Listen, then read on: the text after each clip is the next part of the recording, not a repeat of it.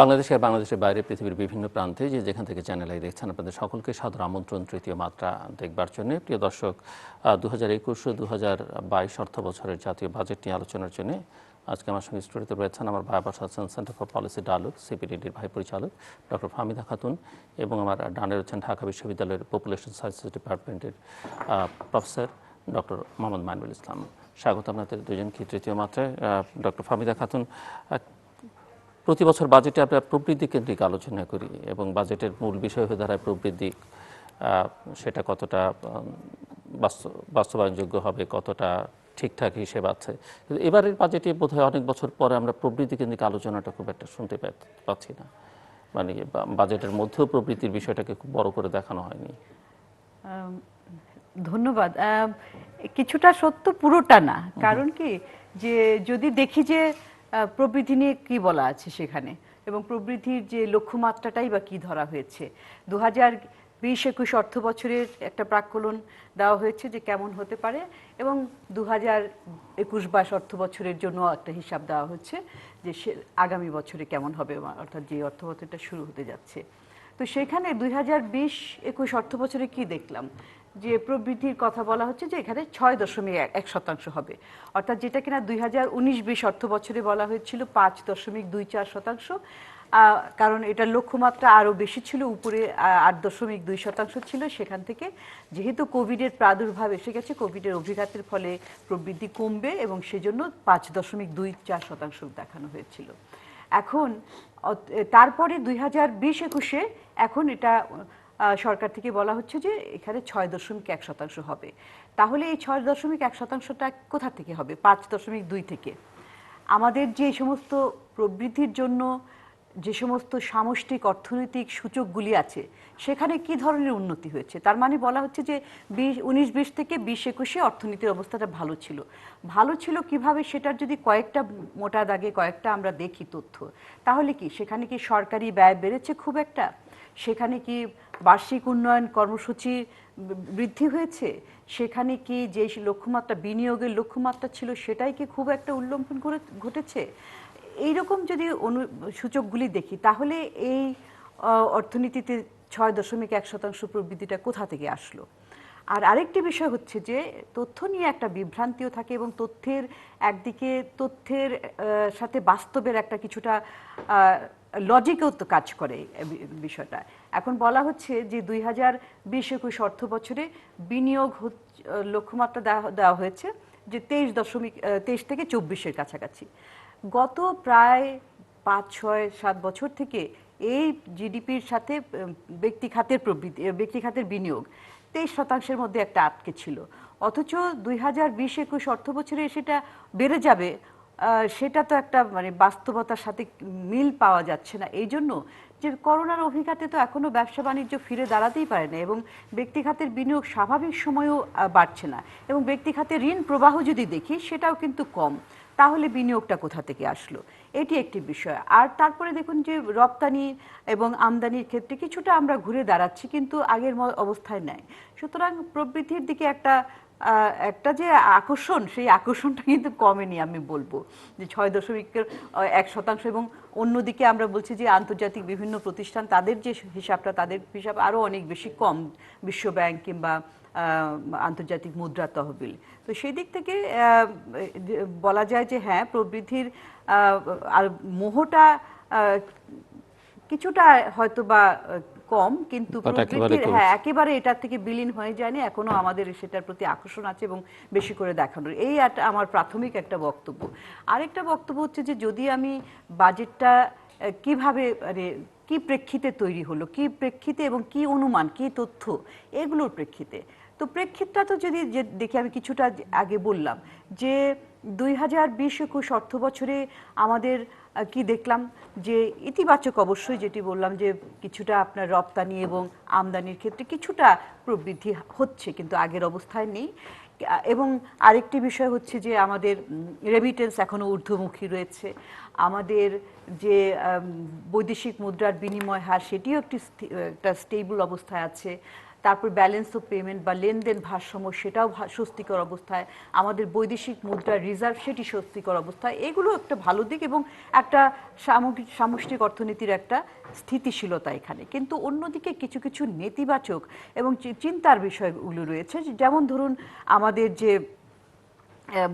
যেটা বললাম যে সরকারি ব্যয়ের গতিময়তাটা বাড়েনি, এবং তারপরে আমাদের খাদ্য মূল্য কিছুটা ঊর্ধ্বমুখী রয়েছে, আমাদের যে রেমিটেন্স প্রবাহ বাড়ছে কিন্তু আসলে জনগণ যারা প্রবাসী কাজ করে তাদের যাওয়ার সংখ্যাটা কিন্তু এখনো অনেক কম, তারা নতুন করে ফেরত যেতে পারছে না।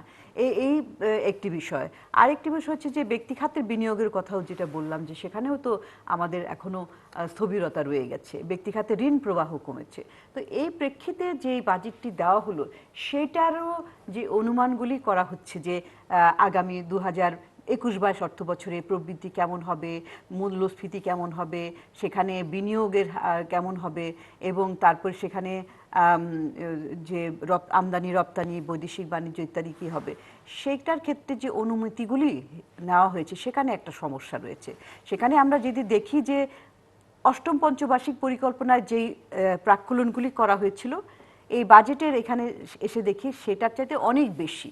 এটা একটা এই সাজুজ্যের অভাব, এবং এই অনেক বেশি হওয়ার মতো তো আমাদের এখনো পরিস্থিতিটা দাঁড়ায়নি, এবং কোভিড থেকে আমরা কবে মুক্ত হব, কোভিড কবে চলে যাবে সেটা তো এখনো অনিশ্চিত। সুতরাং এখানে হঠাৎ করে যে একটা উল্লম্ফন ঘটবে সব কিছুর মধ্যে সেটা, এবং এই অষ্টম পঞ্চবার্ষিক পরিকল্পনার প্রাক্কলন থেকে আমাদের আগামী অর্থবছরে এই ঊর্ধ্বমুখী সমস্ত শুধুমাত্র জিডিপি প্রবৃদ্ধির ক্ষেত্রে এবং মূল্যস্ফীতির ক্ষেত্রে এই দুটা সূচক ছাড়া আর বাকি সব মূল সূচকগুলি কিন্তু ওখানে বেশি। এবং আরেকটি বিষয়, যেহেতু বিনিয়োগকে বলা হচ্ছে বিনিয়োগ নাকি 25% হবে জিডিপির, ব্যক্তি খাতের বিনিয়োগ যেটা আগে এত বছর থেকে স্থবির ছিল, হঠাৎ কিভাবে বিনিয়োগ আরও বেড়ে যাবে এটি একটি বিষয়। এবং আরেকটি বিষয় হচ্ছে যে যে বিনিয়োগের যে ইনক্রিমেন্টাল ক্যাপিটাল আউটপুট রেশিও আমরা যেটা বলি, অর্থাৎ আমি 1 টাকা বিনিয়োগ করে কত টাকা ফেরত পাবো, অর্থাৎ মূলধনের যে বিনিয়োগ করে আমি কিভাবে ফেরত পাবো সেটা দেখা যাচ্ছে যে এটার উৎকর্ষটা বাড়বে। 1 টাকা বিনিয়োগ করলে আমি আগে যেটা পেতাম এখন আমি আরও বেশি পাবো, সেটাও দেখা যাচ্ছে। কিন্তু সেটা আমরা কি হঠাৎ করে খুবই একেবারে এফিশিয়েন্ট হয়ে গেলাম, সেটাও একটা বিষয়। এই সমস্ত অনুমিতিগুলোর মধ্যে একটা ফাঁকার মানে একটা ফারাক রয়েছে। ফারাকটা থাকার কারণে এবং যেহেতু তথ্যরও একটা অভাব আছে এবং রিয়েল টাইম তথ্য এবং নির্ভরযোগ্য তথ্য, সেই কারণে এই অঙ্কের সংখ্যাগুলি আসলে আমরা যদি বিশ্লেষণ করি বাস্তবতার সাথে অনেকটা ব্যবধান রয়ে যায়, এটি একটি বিষয়। তারপরে বাজেটের অন্যান্য বিষয় আমি পরবর্তীতে আসবো যে কি উদ্যোগ নেওয়া হলো। তথ্যের অভাবে দেখুন, তথ্য যদি সঠিক না হয় তাহলে আমি যে নীতিমালাটা গ্রহণ করব সেই সোর্স কি আপনার বিবিএস? হ্যাঁ, আমরা তো সবসময় সরকারি উৎসই, তথ্যের উৎস হবে বিবিএস, বাংলাদেশ পরিসংখ্যান ব্যুরো। এটা সরকারের মধ্যেই বলা আছে যে একমাত্র তারাই কিন্তু এই তথ্যটা দিতে পারবে, এবং সেটাই। কিন্তু সেখানে দেখা যায় যে প্রকৃত তথ্য প্রডিউস করতে পারছে না। দুটো জিনিস, একটা হচ্ছে যে সময় মতো তথ্যটা, এখন একটা যে সার্ভেগুলি করা হয় লেবার ফোর্স সার্ভে, তারপরে আপনার জনসংখ্যার সার্ভে, প্রবৃদ্ধির, এগুলোর তো সময় মতো যদি সার্ভে না করা হয় 2 বছর 3 বছর পরে যদি সেগুলোর তথ্য দেওয়া হয়, তো আগের তথ্য তো এটা তো একটা ডাইনামিক সিচুয়েশন, সেটা আগেরটার সাথে এখনকার বাস্তবতার মিলবে না। আমার 2 বছর আগে তো কোভিড ছিল না, এটি একটি বিষয়। তারপরে যে এই তথ্যটা আসলেই কি আমার মাঠ পর্যায়ের সাথে এটার সাযুজ্য আছে কিনা, আমরা যেটা দেখি সেটার সাথে, এটাও একটা। তো তথ্যের সময় মতো এবং সঠিক তথ্য, এটা যদি না থাকে তাহলে আমি নীতি নির্ধারণটা তো সঠিক করব না। এটার ভিত্তিতে যেই নীতিমালাটা প্রণয়ন করা হবে সেই নীতিমালাটা কিন্তু আসলে বাস্তবায়ন করতে গেলে যে আশানুরূপ ফল পাওয়ার কথা সেই ফলটা আমরা পাবো না। এখানে এই তথ্যটা আসলে খুবই গুরুত্বপূর্ণ। জি, আসবো আবার আপনার কাছে। ডক্টর মাইনুল ইসলাম, প্রেক্ষিত হিসেবে যদি আমরা কোভিডকে বিবেচনায় নিই এবং বলা হচ্ছে সেই বিষয়টি অ্যাড্রেসও করা হচ্ছে, জীবন জীবিকার হচ্ছে শিরোনামের বিষয়, আপনি কতটা দেখতে পান যে আসলে এই বাজেটের মধ্যে কোভিডটাকে প্রাধান্য দেওয়া হয়েছে বা গুরুত্ব দেওয়া হয়েছে, সেটা কতটা মনে হয় আপনার কাছে? ধন্যবাদ জিলুর ভাই। আমি আসলে তো অর্থনীতিবিদ না, ফাহমিদা আপার কথা শুনছিলাম, কিন্তু যে প্রশ্ন আপনি আমাকে করেছেন যে কোভিডের প্রেক্ষাপটে এই বাজেটটা কতটুকু যুক্তিযুক্ত হচ্ছে, আমি যেহেতু জনসংখ্যা বিজ্ঞান নিয়ে কাজ করি, আমি জনসংখ্যার কতগুলো পূর্ণাঙ্গ এবং উপগোষ্ঠী, যেটাকে সাবগ্রুপস অফ পপুলেশন, তার প্রেক্ষিতে আমি দেখার চেষ্টা করি। এবং সেটা দেখতে গেলে দেখতে হবে যে এই বাজেটের কোভিড দ্বারা যে জনসংখ্যার যে উপগোষ্ঠীগুলো রয়েছে, এই উপগোষ্ঠীগুলো কারা কতটুকু ক্ষতিগ্রস্ত হয়েছে। বাজেট তো মূলত হচ্ছে একটা পরিকল্পনা, এবং সেই পরিকল্পনার কেন্দ্রবিন্দুতে কিন্তু জনসংখ্যা, এবং জনসংখ্যাটাকে আসলে আমি কিভাবে বিচার করছি তার একটা কোয়ালিটেটিভ ডাইমেনশন রয়েছে, কিছু পরিমাণগত ডাইমেনশন রয়েছে। যেই কথাটা আমি একটু আগে বলছিলাম যে তার উপগোষ্ঠীগত যে জায়গাটা দেখা যাচ্ছে যে কোভিড দ্বারা যুবগোষ্ঠী যারা, তারা কতটুকু এখানে ক্ষতিগ্রস্ত হয়েছে, তাকে রিকভার করার জন্য কি পদ্ধতি নেওয়া হয়েছে। বয়স্ক জনগোষ্ঠী যারা রয়েছে তারাও একটা জনসংখ্যার উপগোষ্ঠী। একইভাবে যে বলবো যে ভালনারেবল যেই গ্রুপস রয়েছে তাদেরকে দেখা যায়, ইভেন বস্তিবাসী যারা বা আবার মাইগ্রেন্ট জনগোষ্ঠী যারা, প্রতিবন্ধী যারা রয়েছে। তো এইভাবে যদি সাবগ্রুপস অফ পপুলেশনের আকারে চিন্তা করি, তখন দেখা যাবে যে আমার কাছে, আমি যখন বাজেটটাকে দেখছিলাম, যে এই জায়গাতে আমার মনে হয় একটা বড় চ্যালেঞ্জের মধ্য দিয়ে আমরা রয়েছি। যেমন ধরেন, আমরা এমন একটা ক্রান্তিকাল পার করছি এই মুহূর্তে, কোভিডকালীন টাইমের মধ্যেই কিন্তু বাংলাদেশ কিন্তু জনমিতিক লভ্যাংশ অর্জনের একটা সুন্দর সময় পার করছিল। কিন্তু এই কোভিড এর আসার পরবর্তীতে দেখা গেল এখন আমরা এর সঠিক সদ্ব্যবহার কতটুকু করতে পারবো সেটি একটা বড় চ্যালেঞ্জের মধ্যে পড়ে গেছে। সেই প্রেক্ষাপটে আমি বলছিলাম যে কোভিডের কারণে যেটা হচ্ছে, যুবগোষ্ঠী, বিশেষ করে আমি বলবো যে, বা কর্মক্ষম যে জনগোষ্ঠী, যাদেরকে ওয়ার্কিং এজ পপুলেশন বলি, অথবা বাংলাদেশের প্রেক্ষাপটে 15 থেকে 59 বছর বলা হয়, কিন্তু বৈশ্বিক প্রেক্ষাপটে আমরা 15 থেকে 64 বছরের যারা রয়েছে তাদেরকে আমরা বলি যে কর্মক্ষম জনগোষ্ঠী। এই জনগোষ্ঠীটি কিন্তু হচ্ছে সাউথ এশিয়ার মধ্যে বাংলাদেশ এবং ইন্ডিয়া, এই দুটো দেশেই হচ্ছে সর্বোচ্চ পরিমাণ জনগোষ্ঠী রয়েছে। এবং দেখা যাচ্ছে এই কোভিড সংক্রমণের কারণে দেখা গেল যে তাদের এমপ্লয়মেন্টের জায়গাতে বাধাগ্রস্ত হচ্ছে কিনা, তাদের স্বাস্থ্যটা কতটুকু বাধাগ্রস্ত হচ্ছে, তাদের শিক্ষাটা কতটুকু বাধাগ্রস্ত হচ্ছে। এখন যখন জনমিতিক লভ্যাংশের কথা বলি, যখন অর্থনীতিবিদরা ধর এই বিষয়টাকে ব্যাখ্যা করেন, সেটা করেন যেমন আমাদের যেমন জন্মহার এবং মৃত্যুহার, এই দুটো যখন কমে আসে তখন বয়স কাঠামোর মধ্যে একটা পরিবর্তন আসে। এই কোভিডের কারণে মৃত্যুহার কিন্তু খুব বেশি যে হয়েছে আমাদের তা না, কিন্তু ভালনারেবিলিটি তৈরি হয়েছে প্রচুর। কিন্তু বয়স কাঠামোর যে পরিবর্তন আমাদের আসলো, এই আসার ফলে এখন দেখা যাচ্ছে যে এই একটা অ্যাডভান্টেজ, যে সুযোগটা আসলো যে অধিকতর কর্মক্ষম জনগোষ্ঠী আমার রয়েছে, কিন্তু তাদেরকে আমি কাজে লাগাতে পারছি কিনা, সেটি করতে গিয়ে আমাদের যে ডেমোগ্রাফিক মডেল আমরা দেখছিলাম, যেটা হয়তো বিভিন্ন পরিসরে বলে থাকি, আমাদের জন্য 2035 সময় পর্যন্ত হচ্ছে সর্বোচ্চ সীমা, যেখানে নির্ভরশীল অনুপাত হারটা কিন্তু বাংলাদেশের অনুকূলে থাকবে, তারপর বয়স্ক জনগোষ্ঠীর সংখ্যা বাড়বে। এবং এই প্রেক্ষাপটে অনুযায়ী যদি আপনি এই বাজেটটা যখন দেওয়া হয়েছে, তখন চিন্তা করছিলাম যে আসলে বাংলাদেশের পলিসি মেকার যারা রয়েছেন, তারা কি জনমিতিক লভ্যাংশ অর্জনের জায়গাটাকে গুরুত্বের সাথে বিবেচনা করে কি বাজেটটা প্রণয়ন করা হয়েছে কিনা।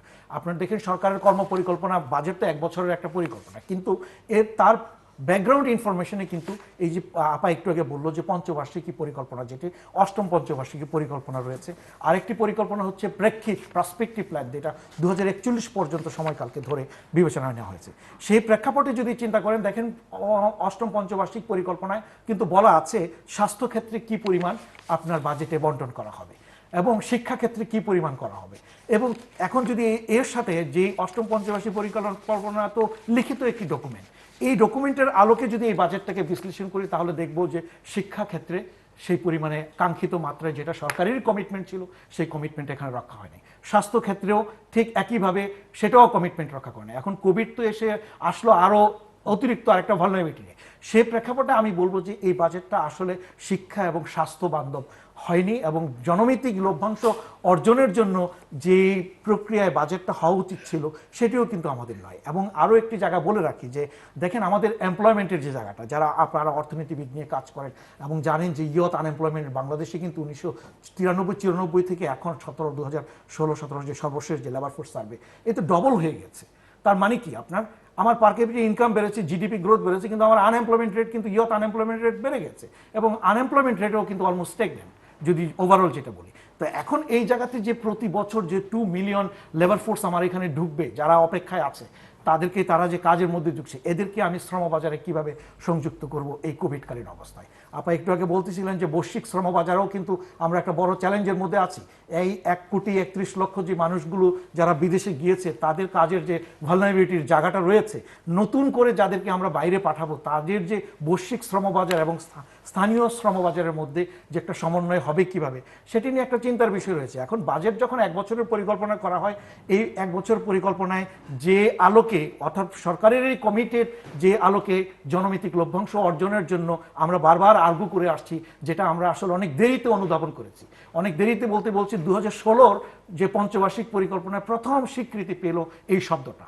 আর এই অষ্টম পঞ্চবার্ষিক পরিকল্পনা একটু বৃহৎ পরিসরে এসেছে এবং পার্সপেক্টিভ প্ল্যানে এসেছে, কিন্তু আমাদের হাতে তো সময় কম। প্রথম ডেমোগ্রাফিক ডিভিডেন্ড আর মাত্র 15 বছর সময় রয়েছে।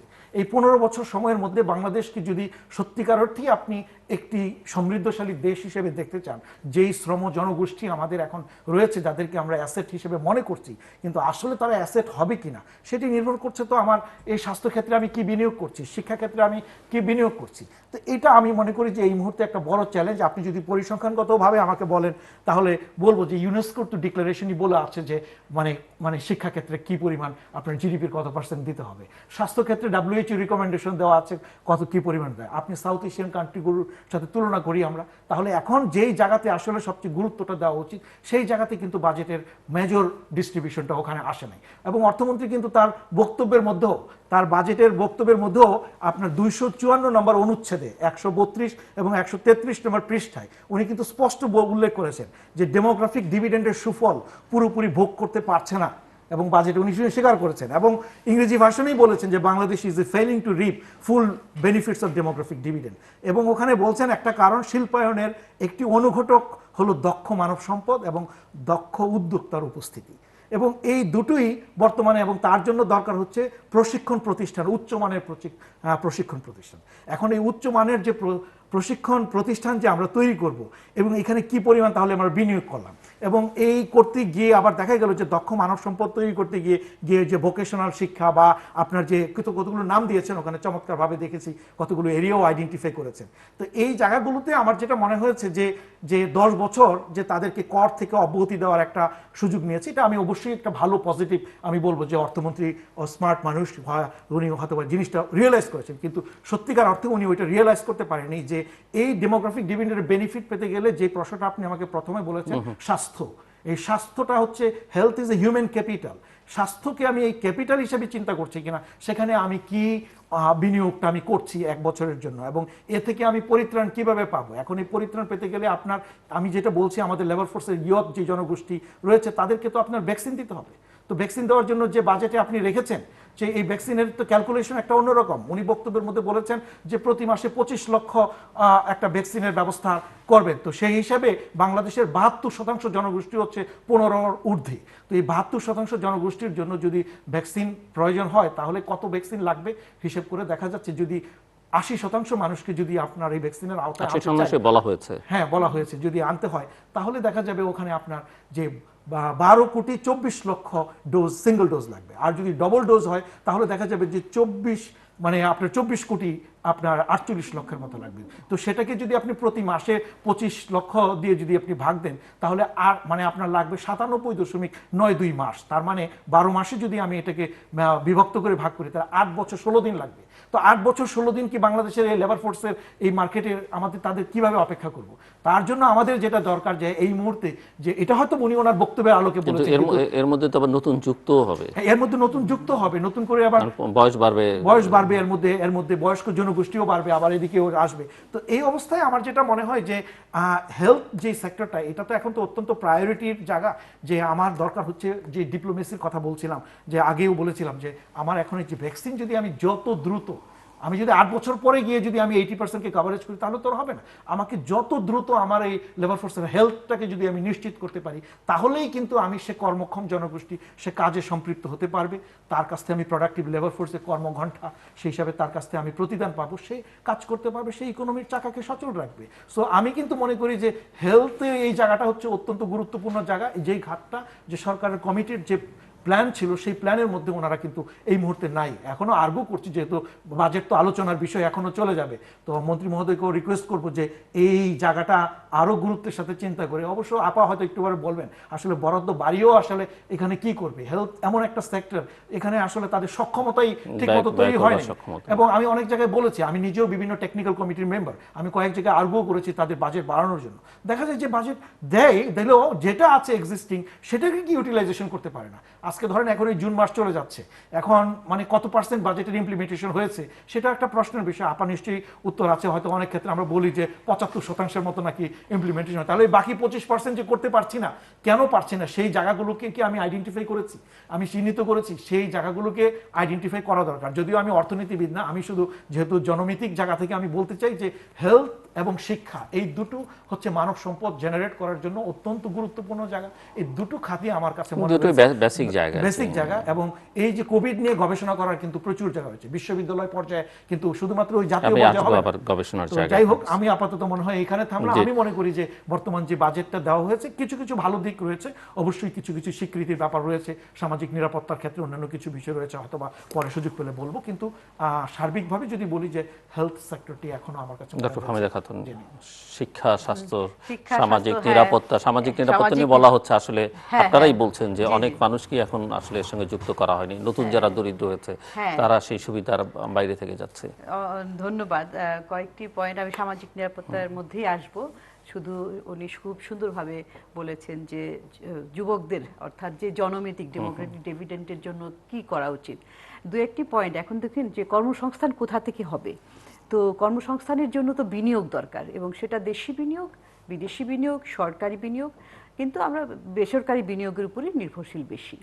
এখন এইখানে যে বিনিয়োগ বাড়ার জন্য কিংবা ব্যক্তি খাতের কর্মকাণ্ডকে আরও চাঞ্চল্য ফিরিয়ে আনার জন্য যে সমস্ত সুযোগগুলি দেওয়া হলো, সেখানে তো আমরা দেখলাম যে এখানে বড় যে সমস্ত শিল্প, প্রাতিষ্ঠানিক শিল্প, তারাই কিন্তু এই সুযোগ সুবিধাগুলি, যেমন করের ক্ষেত্রে যে অনেক ধরনের ছাড় দেওয়া হয়েছে, সেটা অ্যাডভান্স ইনকাম ট্যাক্স, ভিএটি মানে মূল্য সংযোজন কর, কিংবা ট্যাক্স এক্সেমশন, অবকাশ, ছাড়করণ, নানান ধরনের সুযোগ কিন্তু দেওয়া হয়েছে এবং যথার্থই দেওয়া হয়েছে। এবং যে উদ্দেশ্যটা যে আমদানি প্রতিস্থাপক শিল্পকে গড়ে তোলার জন্য এবং দেশীয় প্রোডাক্ট উৎপাদন করার জন্য, দেশীয় বাজারকে মাথায় রেখে দেশীয় পণ্যকে উৎপাদন করার জন্য, এবং দেশীয় বাজারের চাহিদা হলে আমরা আশা করি যে এটা পরবর্তীতে রপ্তানিও করা যেতে পারে। খুবই একটা মানে ইতিবাচক পদক্ষেপ বলবো। কিন্তু যেটা বললাম যে প্রাতিষ্ঠানিক এবং বড় ব্যবসাগুলো, বড় শিল্পগুলি এখানে লাভবান হবে, কিন্তু সেই ক্ষেত্রে দেখলাম কি যে ছোট যারা আকারে ছোট এবং অতি ক্ষুদ্র, তারা কিন্তু এই সুবিধাটা পাবে না। তাদের জন্য কিন্তু এটা না, তারা এটা সক্ষমতাও নয়, তাদের জন্য করা হয়নি। এবং কিন্তু মনে রাখতে হবে যে এই যে ছোট ব্যবসা, এদের থেকেও কিন্তু আমাদের অনেক কর্মসংস্থান হয়, এরাই কিন্তু আসলে বড় কর্মসংস্থানের জায়গা, এবং আমাদের জিডিপির 20% উপরে কিন্তু এই ছোট এবং অতি ক্ষুদ্র ব্যবসাগুলো থেকে আসে। এবং এই বাজেট বক্তৃতায়ও কিন্তু মাননীয় অর্থমন্ত্রী বলেছেন যে এই খাতের অবদানটা ক্রমান্বয়ে বাড়িয়ে 32% উপরে নিয়ে যাওয়া হবে। তো সেটা যদি হয় তাহলে এই বাজেটে কিন্তু তাদের জন্য কিন্তু অত সুবিধা নাই। এটি একটি। আরেকটি বিষয় হচ্ছে যে যে সমস্ত মন্ত্রণালয় সরাসরি কর্মসংস্থানের সাথে জড়িত, শিল্প মন্ত্রণালয়, শ্রম মন্ত্রণালয়, যুব ক্রীড়া মন্ত্রণালয়, বৈদেশিক কর্মসংস্থানের মন্ত্রণালয়, এই চারটা তো সরাসরি, অন্যগুলোও আছে। এদের যদি আমি দেখি যে বাস্তবায়নের হার, একটা বরাদ্দকৃত অর্থ বাস্তবায়নের হার 45% মতো, 44.7% প্রথম 10 মাসে, এবং তারপরে তাদের বরাদ্দ কিন্তু এই বছরে আরো কমানো হলো, এবং কমানো, অথচ এটাই কিন্তু কর্মসংস্থানের একটা অন্যতম মন্ত্রণালয় সরাসরি জড়িত। এবং তারপরে কি হচ্ছে, অনেক প্রকল্প তাদের এগুলো থেমে আছে, একটু অর্থ ছাড় করলেই কিন্তু এই প্রকল্পগুলি বাস্তবায়ন করা যায়, এবং সেটার থেকে যে সমস্ত কর্মসংস্থান করার কথা সেগুলো সৃষ্টি হবে। এটি একটি বিষয়। আরেকটি বিষয় হচ্ছে যে এখন যদি আমরা শিক্ষা ক্ষেত্রে দেখি, শিক্ষার ক্ষেত্রে কি হচ্ছে যে ইনফ্যাক্ট জিডিপির আকারে, জিডিপির হিসাবে এটা কিন্তু আরো কমে গিয়েছে। আমাদের পঞ্চবার্ষিক পরিকল্পনা, অষ্টম পঞ্চবার্ষিক পরিকল্পনায় যেটা বলা আছে তার চেয়ে অনেক কম। সেরকম স্বাস্থ্যের ক্ষেত্রে কি বলা আছে যে আমরা দেখছি যে আমাদের এই 0.95% জিডিপি 1 দশক 2 দশক থেকে এটি আছে। এই পরিমাণ অর্থ দিয়ে এই যে স্বাভাবিক অবস্থার সময়ে যে স্বাস্থ্য ব্যবস্থা, সেটাই আমরা পূরণ করতে পারিনি। কোভিডের ফলে যে চ্যালেঞ্জগুলো, সেটি কিভাবে পূরণ করব, এটি একটি বিষয়। এবং বরাদ্দের কথা আমি আর বলবো না, অনেক বলেছি সেটি। এখন সামাজিক নিরাপত্তার ক্ষেত্রে আসি আরেকটা, যে আমরা তো মানব সম্পদের উপরই জোর দিচ্ছি, মানব সম্পদ উন্নয়ন না হলে অর্থনীতি কিভাবে যাবে। এবং সামাজিক নিরাপত্তার বেষ্টনীর মধ্যেও কিন্তু যারা দরিদ্র, অতি দরিদ্র, এবং যারা নতুন করে দরিদ্র হয়েছে, এবং তারপরে নগর দরিদ্র, তাদের জন্য কি আছে। সামাজিক নিরাপত্তার কয়েক হাজার কোটি টাকা বেড়েছে, কিন্তু আমি যদি জিডিপির আকারে দেখি একেবারেই একই। এবং আমি যদি দেখি যে 2021 অর্থ বছরের যেটা চলে গেল, মাত্র চলে যাচ্ছে, সেটা সংশোধিত বাজেটে জিডিপির মধ্যে 3.10% বরাদ্দ, আর 2022 অর্থ বছরে 3.11, মানে 0.01% বাড়ানো হচ্ছে, একেবারেই নগণ্য। তারপরে সেখানে কি আছে, যেটা বারবার বলছি, সেখানে আছে সরকারি কর্মচারী এবং তাদের পরিবারদের জন্য পেনশন। সেটা গত অর্থ বছরে 23,000 কোটি টাকা ছিল, এটা এখন বেড়ে 26,690 কোটি টাকা হয়েছে। এবং এটাকে যদি বাদ দেই তাহলে আমাদের মোট বাজেটের মধ্যে সামাজিক নিরাপত্তার বেষ্টনীর জন্য যে বরাদ্দ, সেটা এই বছরে কমেছে। সুতরাং এই ধরনের, এবং তাছাড়া আরও কয়েকটি, আর আসলে কি যত আপনি ডিটেলে যাবেন ততই কিন্তু আরও এইটার মধ্যে দুর্বলতাগুলি যাবে। আমরা দেখলাম যে ওখানে অনেক কর্মসূচির জন্য কাটছাঁট করা হয়েছে, যেগুলো কিনা সরাসরি প্রান্তিক জনগোষ্ঠীর সাথে জড়িত, সেখানে বরাদ্দগুলি কমিয়ে দেওয়া হলো। স্টাইপেন্ড, 3টা স্টাইপেন্ড আমার যতদূর মনে আছে শিক্ষার জন্য দরিদ্র জনগোষ্ঠীর, সেখানে কমানো হয়েছে। এগুলি কোন যুক্তিতে কমানো হলো যখন কিনা আরও বেশি প্রয়োজন? এবং তারপরে অন্যগুলিকে বাড়ানো হয়েছে, যে সঞ্চয়পত্রের সুদ, সেগুলি তো আছে। প্রাইভেট ইনস্টিটিউশনগুলোর, হ্যাঁ, আরেকটা বিষয় যে হ্যাঁ, যেটা বিশ্ববিদ্যালয়ে এবং মেডিকেল কলেজগুলোতে যে ব্যক্তি খাতে, সেখানে 15% কর্পোরেট ট্যাক্স দেওয়া হচ্ছে। এখানে বিষয়টা হচ্ছে যে হ্যাঁ, ব্যক্তি খাতে যারা করে তাদের তো লভ্যাংশ হয়, তারা লাভ করতে পারেন, কিন্তু তার মানে এই না যে এখানে কর দেওয়া হবে। কর দিলে কি হবে? আমি বলছি যে সমস্যা এক জায়গায়, সমাধান আরেক জায়গায় খুঁজছি আমি। সমস্যাটা যে ওনারা যদি লাভ করে থাকেন, শিক্ষা প্রতিষ্ঠানের লাভ তো কেউ ঘরে নেওয়ার কথা না, নিতে পারেন না, তারা সেটা বিনিয়োগ করবেন শিক্ষার মান উন্নয়নের জন্য, অবকাঠামোর জন্য, শিক্ষকদের ভালো শিক্ষক আনার জন্য, নতুন নতুন ধরেন ল্যাবরেটরি প্রতিষ্ঠা করা, লাইব্রেরি, শিক্ষার জন্য নানান ধরনের, এটা একটা বিনিয়োগ করবেন, এটা কিন্তু রিইনভেস্ট করবেন। এই সময় কিন্তু কোভিডের সময় কিন্তু এই যে প্রাইভেট শিক্ষা প্রতিষ্ঠানগুলো বা প্রাইভেট হসপিটালগুলো, ক্লিনিকগুলো, তারা কিন্তু প্রণোদনা চাইছেন। হ্যাঁ হ্যাঁ হ্যাঁ, আমি আসছি যে অথচ হ্যাঁ প্রণোদনা চাচ্ছেন, তারা বলছেন যে তারা ছাত্রছাত্রী ক্লাস বন্ধ, টিউশন ফি নাই, এটা তো ওখানে আমি আসছি যে তারা তো ওইখানে, তো এই জন্য আমি জানি না কোন যুক্তিতে এই যে 15% দেওয়া হলো, করটা কি হবে? এটা কিন্তু ওই ছাত্রছাত্রীদের কাছে পাস অন হবে, সেটা কিন্তু তারা এটা বহন করবেন না। তো এমনিতেই দেখেন প্রাইভেট বিশ্ববিদ্যালয়ের নামে, এর মানে এই না যে হ্যাঁ এখানে উচ্চবিত্তদের ছেলেমেয়েরা পড়াশোনা করে, কিন্তু অনেকেই কিন্তু গ্রাম থেকে জমি বিক্রি করে তারা আসে। তো এখানে সমস্যাটা যেটা, সেটার সমাধানের জন্য কি আছে? এখানে বিশ্ববিদ্যালয়ের মঞ্জুরি কমিশন আছে, তারা রেগুলেটরি সংস্থা যারা, তারা তদারকি করবে যে তারা এই প্রফিটটা দিয়ে শিক্ষার মান উন্নয়নের জন্য ব্যয় করছে কিনা।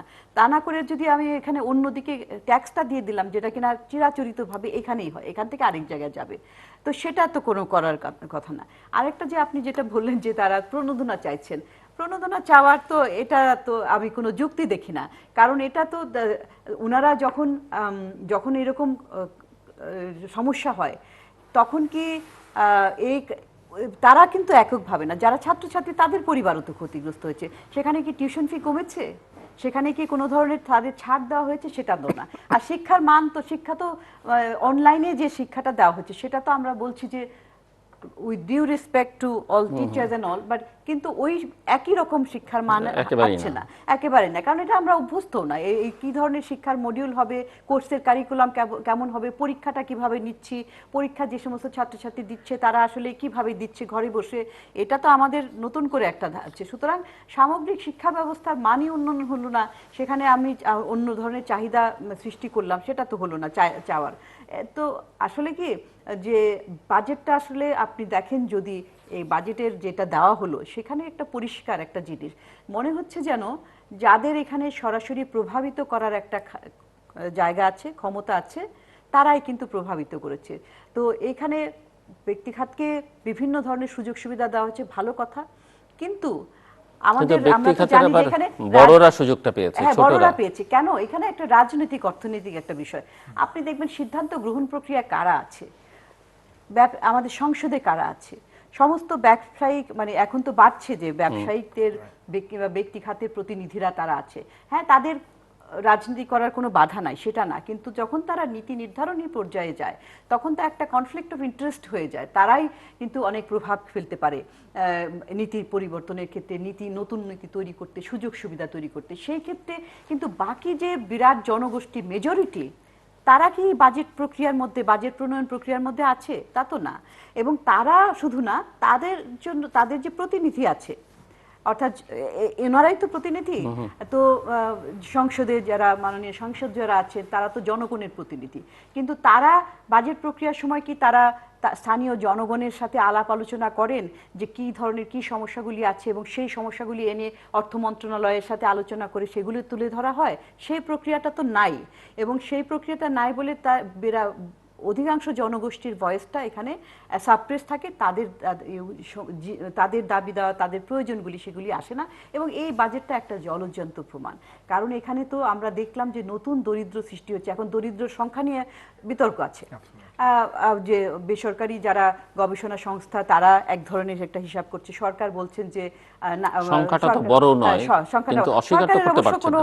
জরিপ নাই এখানে, বিআইডিএস করেছে, সেখানেও অনেক আছে, সেটা একটু পার্থক্য আছে, কিন্তু সরকারের তো নাই। এই যে তথ্যের সরকার একটা দ্রুত একটু সার্ভে করতে পারতেন, তাদের তো সেই সক্ষমতা আছে, তাদের জনগোষ্ঠী আছে, তাদের অর্থ আছে, কিন্তু বেসরকারি ছোট ছোট সংগঠনগুলোর তো সেটা নাই।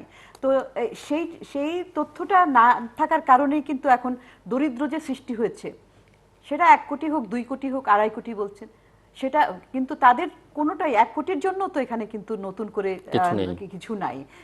যে গত বছরে 50 লাখ পরিবারকে 2,500 টাকা করে দেওয়ার কথা ছিল, 35 লাখ পরিবার পেয়েছে 2,500 টাকা, কিন্তু এটা তো খুবই নগণ্য। এবং তারপরে যারা পাওয়ার কথা তারা পায়নি, সেটা তো আরেক মানে বারবারই আমরা সেই আলোচনাটা করছি। তো সেজন্য যেটা আমি বলছিলাম যে রাজনৈতিক অর্থনীতি এটার মধ্যে বিরাট কাজ করে, বাজেটের আগে, তারপর বাজেটের পরে, বাজেটটা ঘোষণা হলো, এখন কি আমরা সংসদে উত্তপ্ত আলোচনা দেখব? কেউ বলবেন যে এটা হলো না, এটা কেন দেওয়া হলো না, এটা এই সমস্ত, কিংবা অন্য একটা প্রপোজাল কোন যুক্তিতে দেওয়া হলো, এই আলোচনাগুলি কি হবে? সেটা তো নাই। এবং সেখানে যেহেতু একটা আমাদের যেটা বলি যে ইনক্লুসিভ একটা রাজনৈতিক প্রক্রিয়া, সেটা না থাকার কারণেও এটা আরো ভাইব্রেন্ট কিংবা চ্যালেঞ্জের, কারণ চ্যালেঞ্জ করাটা মানে এই না যে এটাকে আমি ডিসকার্ড করে দিলাম, বরঞ্চ আমরা চ্যালেঞ্জ করছি একটা বৃহত্তর স্বার্থে, অর্থাৎ যে বেশিরভাগ জনগোষ্ঠীর জন্য কি আছে এটাই। যে সমস্ত উন্নত দেশ, গণতান্ত্রিকভাবে শক্তিশালী দেশ, সেই সমস্ত দেশে কিন্তু বাজেট ঘোষণার পরে অনেক দীর্ঘ আলোচনা হয়, অত্যন্ত মানে উত্তপ্ত আলোচনা, এবং উত্তপ্ত আলোচনার প্রেক্ষিতে বাজেট যদি পাশ না করতে পারেন ভোটাভুটির ফলে, তাহলে কিন্তু কি হয়, কোনো কোনো দেশে কিন্তু সরকারও কিন্তু চলে যায়। তো সেটা তো একটা মডেল আর কি, ওইরকম আমরা মডেলের কথা চিন্তা করে আমরা ওইদিকে যাব না কেন, এটা একটা। তাহলে যদি আমি সত্যিকারের মানুষের উপকারের কথা চিন্তা করি, তাহলে তো ওইদিকে যাও। কিন্তু তারপরে আমরা লোয়েস্ট কমন ডিনোমিনেটর, আচ্ছা নিজেরাই আলাপ করলাম, তারপরে এটার কি হলো। আরেকটা এটা হচ্ছে বাজেট পরবর্তী সময়, তারপরে হচ্ছে যে বাজেট সারা বছর ধরে চলছে, আমরা 3 মাস পর পর কি আলোচনা করতে পারি না যে কতখানি বাস্তবায়ন হলো, কেন হলো না, কার দায়িত্ব ছিল, কোথায় দুর্বলতা আছে, সেগুলো কিন্তু আলোচনা করলে এখানে একটা স্বচ্ছতা আসে, মানুষও জানতে পারে। এবং আমাদের আত্মসমালোচনা করতে তো সমস্যা নেই, আমরা ব্যক্তি পর্যায়েও দেখি আমাদের তো প্রত্যেকের একটা প্ল্যান থাকে কোনো একটা কাজটা যখন করতে পারি না, তখন তো আমরা যে কেন করতে পারলাম না। 3 মাস পর পর বলছেন, সম্পূরক বাজেট নিয়েও তো আমরা প্র্যাকটিক্যালি কোনো আলোচনা হয় একদম, হ্যাঁ, যে আসলে বাজেট তো অনেক আলোচনা হওয়ার কথা, কিন্তু আমরা আলোচনা, এই যে কালচারটা, এই যে সংস্কৃতিটা, যে একটা ছোট পরিমণ্ডলের মধ্যেই কিন্তু হয়ে গেছে, এটা তো একটা ব্যক্তিগত প্রাইভেট বিষয় না, এটা একটা পাবলিক বিষয়। বাজেট তো একটা পাবলিকের জন্য, জনগণের জন্য করা হয়, জনগণের অংশগ্রহণের ভিত্তিতে করা হবে, জনগণের সুবিধা অসুবিধা মাথায় নিয়ে করা হবে। তো সেটা তো দেখছি না, এবং যার ফলে এই যে প্রতিফলনটা হলো এবারের বাজেটে, সেটা কি একটা, আমার কাছে মনে হচ্ছে যে ফিলসফিটা কি, যে আমি দিলাম, ব্যক্তি খাতের ব্যবসা বাণিজ্য হবে, এবং সেখান থেকে যা হবে সেখান থেকে অটোমেটিক্যালি কিন্তু অন্য যারা আছে তাদের কাছে যাবে। সেই যে চিরাচরিত পুরনো ট্রিকল ডাউন থিওরি, অর্থাৎ আমার পাইটা বড় হবে এবং সেখানে ভাগ বড় হলেই এটা ভাগটা সবাই পাবে, কিন্তু সেটা তো একেবারেই অকার্যকর। এটা পৃথিবীর সব দেশে এটা একটা মানে ফেলে দেওয়ার মতো একটা থিওরি হয়ে গেছে। কারণ কি, এটা অটোমেটিক না, ডিস্ট্রিবিউশনটা অটোমেটিক হয় না, এখানে সরকারকে ইন্টারফিয়ার করতে হয়, সরকারকে পদক্ষেপ নিতে হয়, প্রোঅ্যাক্টিভলি পদক্ষেপ নিতে হয়। এবং পদক্ষেপ নেওয়ার জন্য একটা মাধ্যম হচ্ছে, ইনস্ট্রুমেন্ট হচ্ছে বাজেট।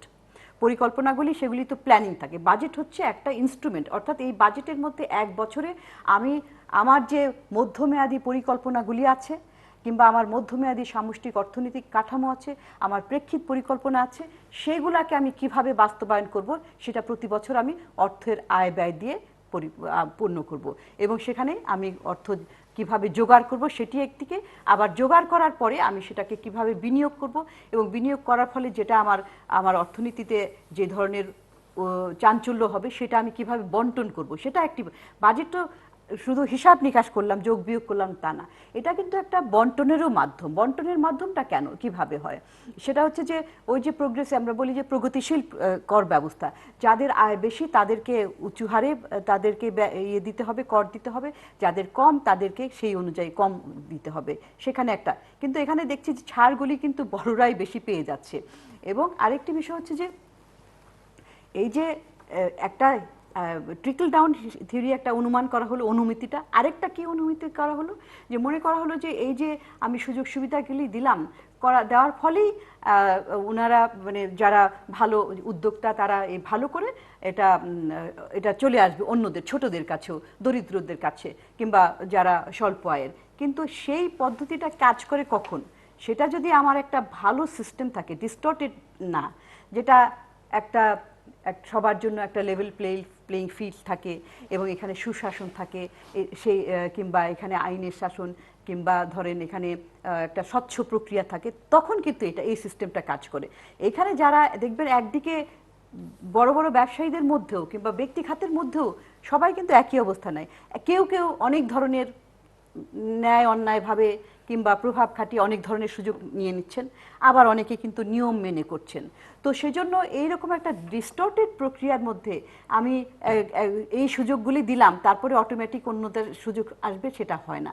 সেজন্যই সরকারকে এই বাজেটের মাধ্যমে একটা ওই যে রিডিস্ট্রিবিউশনের কথা বলতে হয়, এবং তাদের জন্য কিন্তু ছাড় দিতে হয়, তাদের জন্য বন্টন করতে হয়। এই যে বন্টনের মধ্যে কি ওই যে সামাজিক নিরাপত্তার কথা বললাম, আমি সরাসরি অর্থ দিব, সরাসরি ভাতা দিব, সেই ক্ষেত্রেও। আর ভাতার ক্ষেত্রে দেখেন, এই 500 টাকা 700 টাকা দিয়ে আমাদের এই অবস্থায় আর কি, এটাতেও অনেক বছর আগের বিষয়, তো আমাদের মূল্যস্ফীতির সাথে কীরকম সংযোজন হলো, কিংবা আমাদের যে চাহিদা বাজারের সাথে চাহিদার সেটার সাথে কি হলো, এটা সামঞ্জস্য হলো, সেটাও কিন্তু আমরা বিবেচনা নিই না। তো সামগ্রিকভাবে আমার কাছে মনে হয় যে কোভিডের সময়ে যে ধরনের একটা বাজেট হওয়ার কথা ছিল, সেটা একেবারে আমরা দেখছি না। কারণ আমি গত অর্থ বছরের বাজেটে তেমন একটা স্বচ্ছতা ছিল না, কিন্তু এই বছরে কিছুটা এসেছে, যে কোভিড একটা রেকগনাইজ করা হয়েছে। গত বছরে সেটাও না, মনে হচ্ছিল যেন কোভিড এসেছে এবং খুব দ্রুত আমরা চলে যাব, একটা ভি শেপড রিকভারির একটা চিন্তা করা হয়েছিল। তখনও বলেছিলাম যে এরকম, এটা তো আসলে বাস্তবতার সাথে মিল নেই। আর এখন যদিও বলা হচ্ছে যে কোভিডের ফলে, স্বীকার করা হচ্ছে যে কোভিডের ফলে ক্ষতি হয়েছে, কিন্তু তারপরেও যে কার্যক্রমগুলি কিংবা যে পদক্ষেপগুলি নেওয়া হলো, সেটা কিন্তু আসলে বাস্তবের সাথে মিল নেই, এবং সেটা দিয়ে খুব একটা সুফল আসবে বলে আমার কাছে মনে হয় না। প্রফেসর মাইনুল ইসলাম। জি, আমি আসলে ওই আপার সূত্র থেকে একটু আমি শুরু করি, যেটা আপার সামাজিক নিরাপত্তার ক্ষেত্রে ওই যে ভাতার কথাটা বলছিলেন।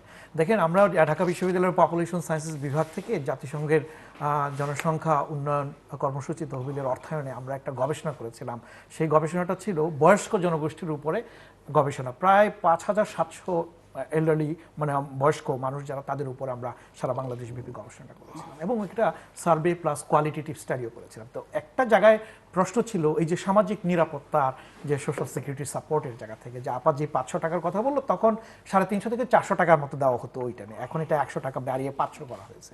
তো এখন আপনি দেখেন যে, আমি যেহেতু জনমিতি নিয়ে কাজ করি, সেই প্রেক্ষাপটে বলি, বাংলাদেশের যে জনসংখ্যা তার বর্তমানে 5.2% হচ্ছে 65-র ঊর্ধ্বে জনসংখ্যা। অর্থাৎ যদি 17 কোটি জনসংখ্যার যদি 5.2% মনে করেন, 88,40,000 মানুষ কিন্তু 65-র ঊর্ধ্বে। আর 60-এর ঊর্ধ্বে যদি চিন্তা করেন, তাহলে 8.2% জনসংখ্যা। এখন ভাতা যারা পায়, এর মধ্যে কিন্তু নারী এবং পুরুষের বয়সের একটা মানে সীমা করে দেওয়া আছে এবং 65-র উপরে হলে পুরুষরা এটা পেয়ে থাকেন। এখন সেই প্রেক্ষাপটে যদি চিন্তা করেন যে 88,40,000 মানুষের মধ্যে এখন ভাতা যারা পাচ্ছে বা যারা দেওয়া হচ্ছে, সরকারের পরিকল্পনায় বলা হচ্ছে 49 লক্ষ মানে পাচ্ছে আর কি আগে। তো এর মধ্যে 49 লক্ষকে 500 টাকা করে ওল্ড এজ অ্যালাউন্স যেটা দেওয়া হলো, এখন এই বাজেটে এসে আরও 8 লক্ষের মতো বয়স্ক মানুষ যুক্ত হচ্ছে। তার মানে মোটামুটিভাবে 57 লক্ষের মতো গিয়ে তাদের এই ভাতার বিষয়টা আসবে। এখন প্রশ্ন হচ্ছে যে এই যে কোভিডকালীন অবস্থায় আমরা যে 2,500 টাকা করে ওই যে তখন ওই প্রণোদনা দেওয়ার সময় দেওয়া হলো 35 লক্ষে কিন্তু ওই সাপোর্টটা দেওয়ার একটা ব্যাপার ছিল। এখন এর মধ্যে এই সামাজিক নিরাপত্তার যখন আসলো সোশ্যাল সিকিউরিটি, এই খাতে দেখতে পেয়েছি যে 1,07,614 কোটি টাকা বরাদ্দ হয়েছে। এর মধ্যে আবার আমাদের ওই যে ফ্রিডম ফাইটার মুক্তিযোদ্ধাদের অ্যালাউন্স আছে, তা যারা আগে 12,000 টাকা করে পেতেন তারা এখন 20,000 টাকা করে পাবেন। তো এই টাকা দেখলে দেখা যাবে 1,920 কোটি টাকা চলে যাবে কিন্তু এই জায়গাতে এই মুক্তিযুদ্ধের অ্যালাউন্সের জন্য। তারপরে আছে উইডো ডেজার্টেড পিপুল যারা রয়েছেন তাদের ব্যাপার হচ্ছে। এখন আমার যেই জায়গাটায় আমি প্রশ্ন করতে চাই যে নিউ পভার্টি যারা নতুন তৈরি হলো, আপা যেটা বললেন সেই ফিগার নিয়ে হয়তো বা তথ্য নিয়ে একটা মত পার্থক্য রয়েছে, বাট পভার্টি যে তৈরি হয়েছে এটা তো অস্বীকার করার কোনো উপায় নেই। এবং এই প্রেক্ষাপটে এখন দেখেন যে আমি যখন চিন্তা করি যে এই সামাজিক নিরাপত্তাটা অন্তর্ভুক্ত হবে কারা, এর মধ্যে দেখা যায় যে যারা একটা তালিকা তৈরি করা হয়, এই তালিকাটা কি আসলে নির্ভুল তালিকা? প্রথম প্রশ্নটা হচ্ছে এটা। কারণ তাহলে ওই 50 লক্ষ তালিকা হতে তো 15 লক্ষ বাদ পড়লো কি কারণে? এটা হলো প্রথম প্রশ্ন। আর আমরা যখন ওই গবেষণা করতে গিয়েছি ফিল্ড লেভেলে, তখন কিন্তু দেখা গেছে যে তালিকায় অন্তর্ভুক্ত হয় কারা, যাদের সাথে হচ্ছে যোগ সংযোগ রয়েছে, এবং এই যোগ সংযোগটা হচ্ছে বিভিন্ন প্রক্রিয়ার মধ্য দিয়ে রাজনৈতিক যোগ সংযোগ বিভিন্ন ভাবে হয়ে থাকে, এবং সত্যিকার নিডস যারা আছে তারা কি ডিপ্রাইভ কি হচ্ছে কিনা। তো প্রথম কথা হচ্ছে ওই লিস্টটা কিন্তু ফল্টি, প্রথম কথাই যদি যাই।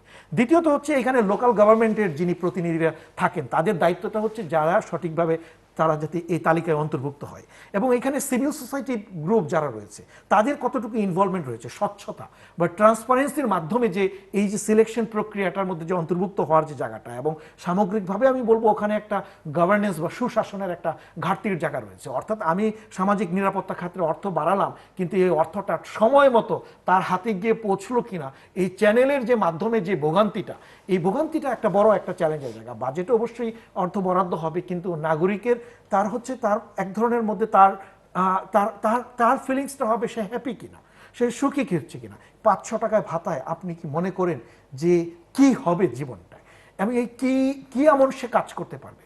আমরা এত উন্নত দেশের দিকে চলে যাচ্ছি, আমাদের এত গ্রোথ হচ্ছে, এত কিছু হচ্ছে, তাহলে ভাতা ওল্ড এজ পিপুলদের ভাতাটা বাড়াতে আর একটু বাড়ালে এই সমস্যাটা কোথায়? কত দিকেই তো কত কিছু হচ্ছে দেখতে পাচ্ছি।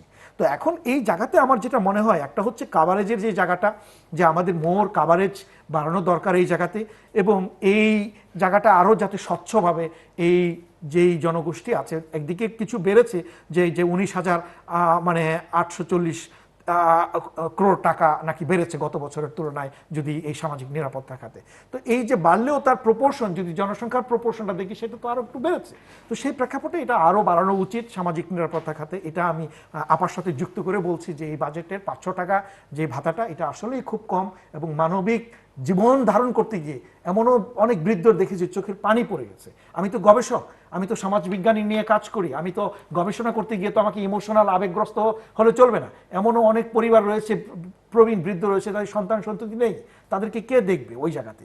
তো এই ভাতা দিয়ে তার জীবনটা চলবে, সেই মানে জিনিসগুলো কিন্তু আমাদের ভাবতে হবে। আমাদের প্রতিনিধি যারা হয়, যারা স্থানীয় পর্যায় থেকে রাষ্ট্রীয় পর্যায়ে যারা আছেন, এই ওল্ড এজ পিপলদের নিয়ে আমাদের কিন্তু সামনে ভাবতে হবে। কারণ বাংলাদেশ 2029 সালে এলডারলি সোসাইটিতে পরিণত হবে। আজকের যে গতিতে আমাদের বয়স্ক লোকের সংখ্যা বাড়ছে, সাস্টেনেবল ডেভেলপমেন্ট গোল অর্জনের যে বছর যে বলছি, হেলদি ডিকেডস অফ এইজিং নাম দিয়েছি আমরা কি আসলে আমাদের বয়স্ক জনগোষ্ঠী যারা রয়েছে তাদের কি আমরা সত্যিকার অর্থে সুস্বাস্থ্যবান এইজিং পিপুলদেরকে দেখতে পাবো কিনা, এ নিয়ে আমাদের একটা সন্দেহ রয়েছে। কিন্তু তার আগেই যে মৌলিক যে পূর্ব শর্তটা যেটা বললাম, যে 7.5% উপরে যদি চলে যায় একটা দেশের জনসংখ্যা 65-র উপরে, তখন সেটাকে বয়স্কদের কাতারে চলে যায়, ওইটা তখন একটা চ্যালেঞ্জ হয়ে যাবে। এদেরকে কিভাবে আমরা এই সামাজিক নিরাপত্তার সাথে সামাজিক জীবনের সাথে কিভাবে সম্পর্কিত করব, সেটি একটা বড় চ্যালেঞ্জ হবে। এই নিউক্লিয়ার ফ্যামিলি যেহেতু, পরিবার যেহেতু ভেঙে যাচ্ছে, সন্তান সন্ততিরা বাবা মার সাথে থাকছে না, তাদের কেয়ারিং এর জায়গাটা কিন্তু একটা বড় চ্যালেঞ্জ হবে। তো এটা গেল সোশ্যাল সিকিউরিটির কথায় আপনার বলতে গিয়েছিলাম যখন আর কি। কিন্তু ওই যে আমার কনসার্নের যে জায়গাটা, আমি আসলে সবসময় চিন্তা করি ওই জনমিতিক লভ্যাংশের জায়গা থেকে। বয়স্ক জনগোষ্ঠী কিন্তু ভালনারেবল না, তাদেরকে কিন্তু ওভাবে দেখলে চলবে না। তাদেরকে যদি আমি হেলদি মানে লিভিং কন্ডিশন যদি নিশ্চিত করতে পারি, তারাও কিন্তু দেশের জন্য অ্যাসেট হতে পারে, তারাও কিন্তু আপনার দেশের অর্থনীতিতে ভূমিকা রাখতে পারে, এবং সেটা কিন্তু বিশ্বের বিভিন্ন দেশে এই ধরনের জিনিস ঘটেছে।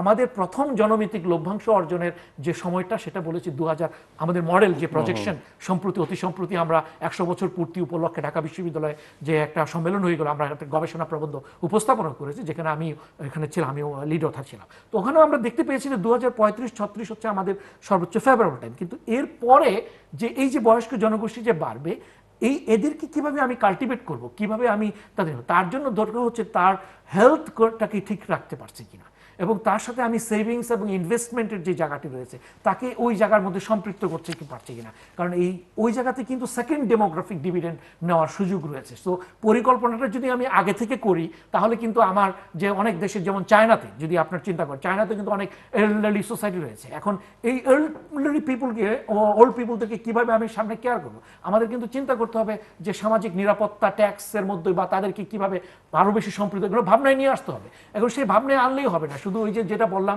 যে পঞ্চবার্ষিকী পরিকল্পনায় সুস্পষ্টভাবেই ওই যে আপা বলছিলেন যে বলা আছে যে হেলথে কি পরিমাণ ইনভেস্ট করতে হবে এবং এডুকেশনে কি পরিমাণ ইনভেস্ট করতে হবে। আমি যদি তার ধারে কাছে না থাকি, তাহলে তো আমি আমার কমিটমেন্ট রক্ষা করছি না। তো এই ধরনের প্রতিশ্রুতি, কমিটেড যে প্রতিশ্রুতিগুলোকে আমাদের বাস্তবায়ন করতে হবে। আমাদের কান্ট্রির যে আসলে সত্যিকার চাহিদা, নিডসটা কি, সেটা কিন্তু আমরা রিয়েলাইজ করতে হবে, তবেই মনে হয়। ডক্টর ফাহমিদা খাতুন, আমরা একটু শেষের দিকে চলে এসেছি। জি, শেষের দিকে আমি আবার একটু বলতে চাই যে আসলে বাজেটটার মূল ফিলসফিটার আসলে বলা উচিত। কারণ কি যে কোথায় বরাদ্দ, এখানে একটু বরাদ্দ বাড়ালাম, ওখানে একটু কমলাম, এইটা আমরা দেখছি। কিন্তু এবং সেটা মনে হয় যে করতে যে একটা হয়তো মূল একটা টার্গেট থাকে, তারপরে বাকি যে অর্থ থাকে সেখানে এদিক সেদিক করে মনে হয়।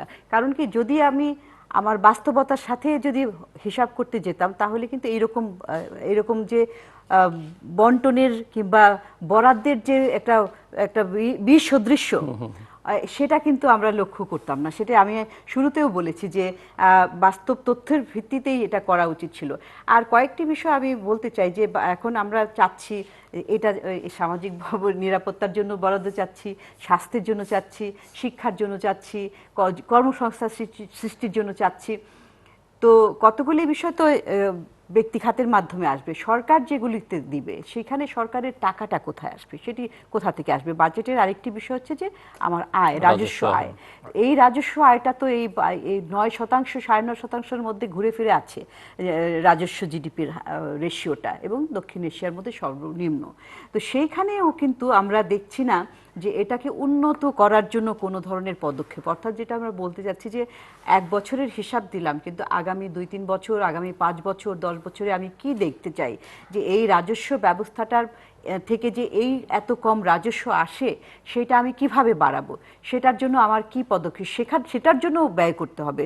যে আমি যদি জাতীয় রাজস্ব বোর্ডের সক্ষমতা বাড়াতে চাই, সেখানে আমার কি ধরনের মানব সম্পদ নিতে হবে, তাদের জন্য প্রশিক্ষণ দেওয়ার জন্য কত অর্থ লাগবে, প্রযুক্তির জন্য কত অর্থ লাগবে, সেই পরিকল্পনাটা আমরা দেখছি না। সেটার যে সংস্কার, সেই সংস্কারটা আসলে এটা তো একটা চলমান প্রক্রিয়া। বাজেট আসবে, প্রতি বছর আসবে যাবে, কিন্তু সংস্কারটাও কিন্তু তার পাশাপাশি চলবে। এটা যেমন রাজস্বের ক্ষেত্রে সংস্কার, সেটা ওই সামাজিক নিরাপত্তা বেষ্টনীর জন্য সংস্কারটা দরকার, শিক্ষার খাতের জন্য দরকার, স্বাস্থ্য ক্ষেত্রে দরকার। এই সংস্কার কর্মসূচিগুলো একটা স্থবির অবস্থায় রয়ে গেছে। সংস্কারে কোনো গতিময়তাটা আমরা দেখছি না। আরও কয়েকটা বিষয় ছিল, আমরা দেখেন যে এর আগে ভালো ভালো কিছু উদ্যোগ শুরু হয়েছিল, যেমন জেলা বাজেট। আচ্ছা, একটা জেলা, কারণ স্থানীয় পর্যায়ে যখন আমরা বলছি যে স্থানীয় পর্যায় থেকে বাজেটটা আসা উচিত, স্থানীয় পর্যায়ের জনগণকে যদি আমরা অংশগ্রহণ করাতে পারি, তাহলেই তো তারা তাদের নিজেদের চাহিদাটা বলবে। তো স্থানীয় পর্যায়ের জন্য জেলা বাজেটের যেটা একটা ধারণা শুরু হয়েছিল, সেটা আর আমরা পরবর্তীতে দেখতে পেলাম না। তো ভালো উদ্যোগগুলো কোথায় যেন থেমে যায়, এটা আর কি। তো সংস্কারের ক্ষেত্রে একটা অনীহাটা, এটা আমাদের আর কি বের হয়ে আসার বিষয় আছে। আরেকটি বিষয় হচ্ছে যে বরাদ্দর যে সক্ষমতাটা, বরাদ্দ ব্যয় করার যে সক্ষমতাটা, সেটার জন্য কিন্তু সংস্কার, সেই সংস্কারটাও যে আমাদের যে পাবলিক সার্ভিস, সেটার পাবলিক সার্ভিসের যে অর্থাৎ জনপ্রশাসনের যে সংস্কার, সেখানেও দক্ষ মানব ব্যবস্থা, মানব সৃষ্টি করা, এবং সেখানে যদি কোনো ধরনের দায়িত্ব অবহেলা থাকে সেখানে সেটার জন্য কি করা যায়, সেটার পানিশমেন্ট এবং ইনসেন্টিভের ব্যবস্থাটা করা, সেটা একটা বিষয়। তারপর প্রকল্পগুলি যখন বাস্তবায়ন হয় না, সেই প্রকল্প বাস্তবায়নের জন্য যেটা বললাম যে সে পরিবীক্ষণ, মূল্যায়ন এবং যে ফল ভিত্তিক মূল্যায়ন, যেটা রেজাল্টস ব্রিক ফ্রেমওয়ার্ক, যেটা আমরা মাইক্রো লেভেলে অনেক সময় আমরা করে থাকি যে কোনো প্রকল্প বাস্তবায়নের ক্ষেত্রে, সেটা তো জাতীয় পর্যায়েও একই। তো সেইগুলো করার জন্য যদি উদ্যোগ না নেওয়া হয়, তাহলে এটা একটা আমরা বলি যে গতানুগতিকভাবে বাজেট আসবে, সেটা বড় হতে থাকবে। আরেকটি বিষয়, যে বাজেট বড় হচ্ছে সেটা নিয়ে আমরা একটা গর্ব করার চেষ্টা করি, কিন্তু এখানে মনে রাখতে হবে যে বাজেট তো বড় হবেই, আপনার এখানে মূল্যস্ফীতি একটা আছে বিষয়, তারপরে জিডিপির আকার বাড়ছে, তো দুটাকে যোগ করলে তো 13-14% হয়ে যায়। তারপরে তো আমরা একটু প্রবৃদ্ধি দেখতে চাইবো, জনসংখ্যার প্রবৃদ্ধি হার থাকে যদিও এটা কম, তারপরেও তো সুতরাং এটা বাড়ার তো কোনো এটা বিরাট বড় হয়ে গেছে, হ্যাঁ গর্বের কিছু নাই। পৃথিবীর অনেক দেশে, আমাদের মতো দেশগুলোতে কিন্তু জিডিপির 20% এই বাজেটের আকার হয়, আমরা এখানে এই বছরে 17.5% বলছি, আর উন্নত দেশে 50%, 60% আছে। তো সেটা নিয়ে কোনো বাস্তবতার জন্য আমার যতটুকু দরকার ততটুকুই আমরা করব। তো কিন্তু বিষয়টা হচ্ছে যে আমি বাস্তবায়ন করতে পারবো কিনা। গত এক দশক থেকে কিন্তু এই 80% কিন্তু বাস্তবায়ন হচ্ছে, এইটার মধ্যেই ঘোরাফেরা। কিন্তু আমাদের এমনও বছর গেছে আমরা 90% বাস্তবায়ন করছি, 90% বাস্তবায়ন করেছি। সুতরাং সেটা যে সম্ভব না সেটা নয়, কিন্তু সম্ভব করার জন্য যে সমস্ত উদ্যোগ নেওয়া দরকার, সেই উদ্যোগগুলি একটা হচ্ছে কমিটমেন্ট, সংকল্প, আরেকটা হচ্ছে সেটার জন্য আসলে প্রোঅ্যাক্টিভলি কাজ করা। এটাই আমি বলবো যে সক্ষমতাটা বাড়ানো, সেই সক্ষমতাটা জাতীয়ভাবে বাজেট বাস্তবায়ন এবং অন্যান্য আরেকটা বিষয় হচ্ছে যে বাজেট বাস্তবায়নের ক্ষেত্রেও আমরা দেখি যে মন্ত্রণালয় ভেদে কিন্তু সক্ষমতাটা ভিন্ন ভিন্ন হয়। আমরা দেখছি যে যেখানে সবচেয়ে বেশি প্রয়োজন ছিল বহুল আলোচিত স্বাস্থ্য মন্ত্রণালয়ে সবচেয়ে কম, 10 মাসে জাতীয়ভাবে 49% বাস্তবায়ন হয়েছে, আর স্বাস্থ্য মন্ত্রণালয় হয়েছে 25% মতো। তো সুতরাং এই যে এক একটা মন্ত্রণালয়ে তাদের জবাবদিহিতার বিষয়টি কি আছে নাকি, সেটাও একটা বিষয়। হ্যাঁ, ধন্যবাদ। প্রফেসর মাইনুল ইসলাম, খুব ছোট্ট করে যদি কিছু বলবার থাকে 1 মিনিট সময়। না আপাতত বলেছে, সেটা আমার যেটা মনে হয় যে দেখেন, আমাদের আলটিমেটলি আমরা বাজেট আসবে, বাজেট যাবে, এটাই হলো স্বাভাবিক, এটা সরকার দিবে। সেই হিসাবে 50 বছর পূর্তিতে 50তম বাজেট অর্থমন্ত্রী প্রদান করেছেন। এর কিছু ভালো দিক, কিছু সমালোচনামূলক জায়গা থাকবে, কিন্তু আলটিমেটলি যে জিনিসটা চিন্তা করা দরকার, যে আমি বলবো যে এই জনসংখ্যার প্রেক্ষাপটে ভাববো যে আমি একটা কোয়ালিটি হিউম্যান রিসোর্স বেস আমার বাংলাদেশে অতি দ্রুত দরকার, এটা হচ্ছে প্রথম জায়গা।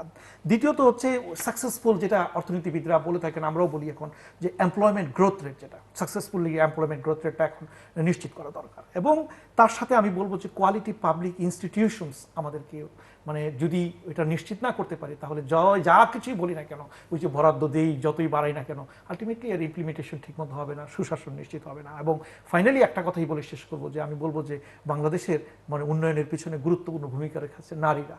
এই নারীদেরকে শ্রমবাজারে কিভাবে সম্পৃক্ত করা যায়, লেবার ফোর্স পার্টিসিপেশনে, যেটা একটু আগে বলতে চেয়েছিলাম, হয়তো বলতে পারিনি, যে ওই যে নিট যে ক্যাটাগরিতে, এটাতে কিন্তু নারীরা সবচেয়ে ভালনারেবল অবস্থায় আছে, নাইদার ইন এডুকেশন নর ইন এমপ্লয়মেন্ট নর ইন ট্রেনিং। কাজে এই জায়গাতে নারীদেরকে আরও বেশি সম্পৃক্ত করতে হবে, তাদেরকে বাংলাদেশে যদি উন্নয়নে কাজে লাগাতে হয় তাদেরকে আরও বেশি সম্পৃক্ত করতে হবে। এইটা ভাবনা রেখে বাজেট পরিকল্পনা তো 1 বছর চলে যাবে, কিন্তু এই যে ধারাবাহিক যে পঞ্চবার্ষিকী এবং যে টেকসই উন্নয়ন যে লক্ষ্যমাত্রা 2030, এই গোলগুলো আমি অর্জন করার জন্য যদি তাগিদ ফিল না করি, কমিটেড ফিল না করি, শুধু আমি কমিটমেন্ট করলাম কিন্তু বাস্তবায়নের জায়গায় কাজ করলাম না, সুশাসন নিশ্চিত করলাম না, তাহলে কিন্তু কাজ হবে না। সো আমি বলবো এখানে সুশাসনের একটা গুরুত্বপূর্ণ ভূমিকা রয়েছে এবং প্রায়োরিটি এরিয়াগুলো চিহ্নিত করে আমাদেরকে কাজ আগাতে হবে। আপাতত এখানেই বলবো। দর্শক, আপনার অনুষ্ঠানের শেষ প্রান্তে তৃতীয়মাত্র সম্পর্কে আপনারা লিখতে পারেন ডাক, ইমেল, SMS এর মাধ্যমে, ইন্টারনেট, আমাদের অফিসিয়াল ওয়েবসাইট অথবা সোশ্যাল মিডিয়াতে যেসব পেজ রয়েছে সেসব পেজে আপনাদের মতামত রাখতে পারেন। আর আপনাদের মতামত আমাদের অনুষ্ঠান তৃতীয় মাত্রা আপনি দেখতে পাবেন প্রতি বৃহস্পতিবার এবং শুক্রবার বাংলাদেশ আমার রাত 2টায়, সোমবার সকাল 11:30 এবং শুক্রবার দুপুর 1টায় দেখবার আমন্ত্রণ রইল। তৃতীয় মাত্রার পর্বটি আপনি সামাজিক যোগাযোগ মাধ্যম ফেসবুকেও সরাসরি দেখতে পারেন। ফেসবুকে এখন তৃতীয় মাত্রা লাইভ স্ট্রিমিং হচ্ছে, আর আইওএস ডিভাইস থাকলে অ্যাপ স্টোর থেকে তৃতীয় মাত্রা আপনি ডাউনলোড করে নিতে পারেন তৃতীয় মাত্রা দেখবার জন্য এবং অনুষ্ঠান সম্পর্কিত তথ্যাদি জানবার জন্য। প্রফেসর মাইনুল ইসলাম এবং ডক্টর ফাহমিদা খাতুন, অসংখ্য ধন্যবাদ আপনাদের আলোচনা শোনাবার জন্য। দর্শক, কথা হচ্ছিল 2021-2022 অর্থ বছরের বাজেট নিয়ে। অনেকের কাছে মনে হচ্ছে যে প্রবৃদ্ধি কেন্দ্রিক যে আলোচনা বাজেটকে কেন্দ্র করে সেটা বোধহয় একটু কম, কিন্তু আমার অতিথিরা বলছেন যে প্রবৃদ্ধির আকর্ষণ কিন্তু এখনও কমেনি এবং প্রবৃদ্ধির জন্য যে বিনিয়োগ সেটি কোত্থেকে আসবে তারও কোনো ধারণা এই বাজেট থেকে পাওয়া যায়নি। এখানে সরকারি ব্যয়ের গতিময়তা বাড়েনি বলছিলেন ওনারা, ব্যক্তি খাতে বিনিয়োগ বাড়েনি, দ্রব্যমূল্য ঊর্ধ্বগতি, রেমিটেন্স হয়তো বাড়ছে কিন্তু রেমিটেন্স আনবার জন্য মানুষকে যে বাইরে যেতে হবে সেই প্রবণতাটা অনেকখানি কমে গেছে। সেখানে তথ্যের অভাবের কথা ওনারা অনুভব করেন এবং সেটি বারবার বলছিলেন যে সঠিক তথ্যের যথেষ্ট পরিমাণে অভাব রয়েছে এবং শুধু সঠিক তথ্য তো পরের কথা, তথ্যেরই অভাব রয়েছে সেটি। এবং বাজেটটা শিক্ষা স্বাস্থ্য বান্ধব মোটেই হয়নি, সে কথা স্মরণ করে দিয়েছেন বারবার। হিউম্যান ক্যাপিটালের কথা, স্বাস্থ্যের সঙ্গে সম্পর্কিত, সেটা আমাদের কর্তা ব্যক্তিরা বুঝতে অনেক ক্ষেত্রেই ব্যর্থ হন। জনমিতিক লভ্যাংশকে কীভাবে কাজে লাগানো যাবে সেটি বিবেচনার মধ্যে কোনো অবস্থাতেই নেওয়া হয়নি এবং পুরো বাজেট দেখলে বোঝা যাবে যে এখানে যারা সুবিধাভোগী বড় বা প্রাইভেট সেক্টরে যারা বড় তারাই আসলে সুবিধাটা বেশি পাচ্ছেন, অন্যরা পিছিয়ে পড়া জনগোষ্ঠী সেই অর্থে এই বাজেটের মধ্যে নেই, তাদের কথা ভাবনার মধ্যে খুব একটা আসেনি। সংস্কারের কথা যেটি বরাবর ওনারা বলে থাকেন, সুশাসনের কথা, এইসব বিষয়গুলো বাজেটের যে দার্শনিক জায়গা থেকে দেখা বা অন্য ভিত্তি হিসেবে দেখা সেই জায়গাগুলোতে খুব একটা গুরুত্ব পায়নি, বরং এগুলোর প্রতি এক ধরনের অনীহাই অনেক বেশি প্রকাশিত হয়েছে এবং বাজেট বাস্তবায়নের ক্ষেত্রে যে সক্ষমতার সমস্যা এবং অন্যান্য ক্ষেত্রে যে সক্ষমতার অভাব সেটিও পরিলক্ষিত হচ্ছে ভীষণভাবে এবং উন্নয়ন প্রক্রিয়ায় নারীর অংশগ্রহণটা নিশ্চিত করবার দিক নির্দেশনা নেই, সেটি খুবই জরুরি। দর্শক আমাদের সঙ্গে থাকবার জন্য অসংখ্য ধন্যবাদ, আপনাদের সবার জন্য শুভকামনা।